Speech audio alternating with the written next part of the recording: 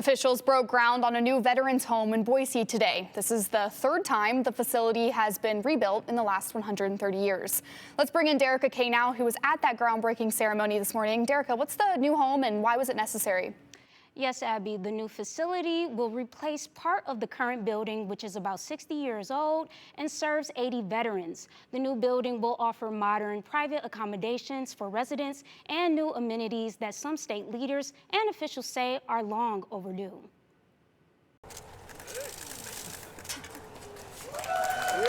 A major milestone was reached on Friday as state and city leaders held a groundbreaking ceremony for a new facility that will bring more comfort to our veterans. We're modernizing what we do to take care of our very precious veterans, to be sure that we honor them and we care for them in a dignified manner, and that's what this is all about. According to the governor, the state faced a few challenges with federal laws that delayed construction. Lieutenant Governor Scott Betke says they've overcome the roadblocks and are now back on track.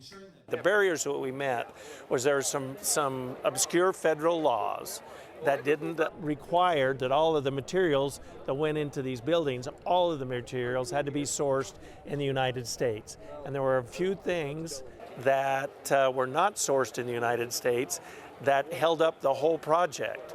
Now that the waiver from the federal government was received to bypass the restriction, construction is set to begin within the next month. The east wing of the building will be demolished piece by piece, while all 80 veterans are temporarily relocated to the west wing. We'd like to modernize it and provide our veterans with a better quality of life by giving them their own bedrooms and their own bathrooms.